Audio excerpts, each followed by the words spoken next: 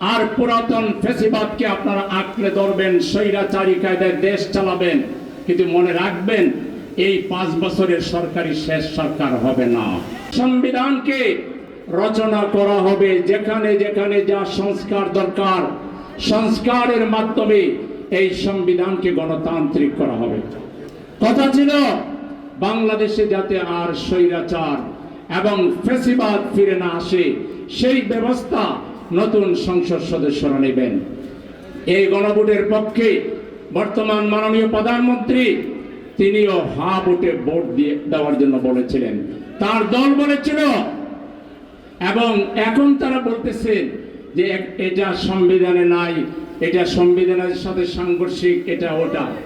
আপনারা যা ব্যাখ্যাই দেন না কেন, কোন ব্যাখ্যাই আপনাদের তুপে টিকবে না। সংবিধান যদি মানেন তাহলে তো আপনারা এখন সরকারে থাকার কথা নয়, আপনাদের কোনো হদিসই থাকার কথা না। তাই আপনারা আসলেন কোথা থেকে? সরকারি দল আসলো কোত্থেকে? নির্বাচন আসলো কোত্থেকে? বিরোধী দল বা আসলো কোত্থেকে? নিঃসন্দেহে পিপল উইল, যেটা আর্টিকেল 7(2) বলা হয়েছে, এটাই হচ্ছে সংবিধানের উপরে জনগণই হচ্ছে মূল সংবিধানের মালিক। জনগণের কথাই হচ্ছে সংবিধান। আর জনগণের প্রায় 70% মানুষ হা ভোট দিয়ে এই জুলাই সনদের প্রত্যেকটা কথা কিভাবে বাস্তবায়ন করতে হবে, জুলাই সনদে সেই প্রক্রিয়া বলে দেওয়া হয়েছে। সেই প্রক্রিয়া হলো আপনারা সংবিধান সংস্কার পরিষদের শপথ নেবেন আর তারপর সংবিধানকে সংস্কার করবেন। এখন আপনারা সংশোধন চান, আপনাদের ইশতেহারে 31 দফায় আছে আপনারা সরকারে গেলে সংবিধান সংস্কার পরিষদ করবেন। তার মানে আপনাদের ইশতেহারেরও দাম নাই, 70% মানুষের গণভোটের রায়েরও কোনো দাম আপনারা দিতে চাচ্ছেন না। আজকে জুলাইয়ের যে চেতনা, এই চেতনা অত্যন্ত শক্তিশালী একটি চেতনা। আপনারা আজকে হয়তোবা সংখ্যাগরিষ্ঠতার জোরে আপাতত কাটাছাড়া করে জুলাইয়ের কিছু মানবেন, আর পুরাতন ফ্যাসিবাদকে আপনারা আঁকড়ে ধরবেন, স্বৈরাচারী কায়দায় দেশ চালাবেন। কিন্তু মনে রাখবেন, এই 5 বছরের সরকারি শেষ সরকার হবে না। আগামী নির্বাচনে জনগণ কড়ায় গন্ডায় আপনাদের কাছ থেকে জুলাইয়ের গাদ্দারির জবাব পাই করে আদায় করবে।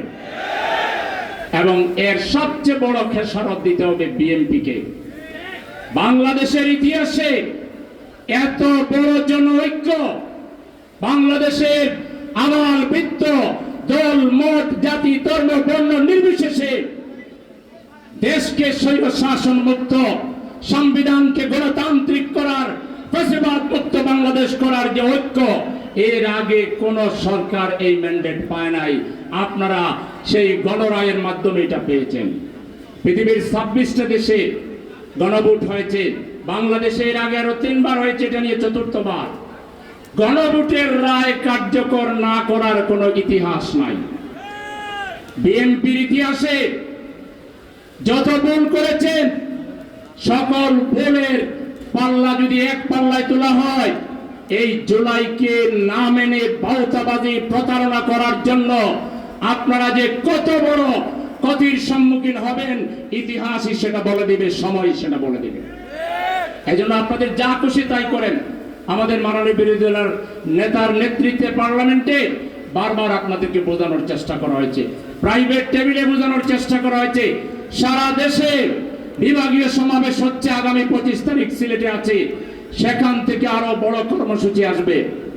আপনাদের যা খুশি তাই করেন, কিন্তু মোলা জলাইয়া সংবিধান সংশোধনের নামে আপনাদের ইচ্ছা মতো, খায়েশ মতো কিছু সংশোধন করলে পরিষ্কার বার্তা হলো, বাংলাদেশের জুলাই যোদ্ধারা 18 কোটি মানুষ আপনাদের এই সংশোধন ঘৃণা ভরে প্রত্যাখ্যান করবে।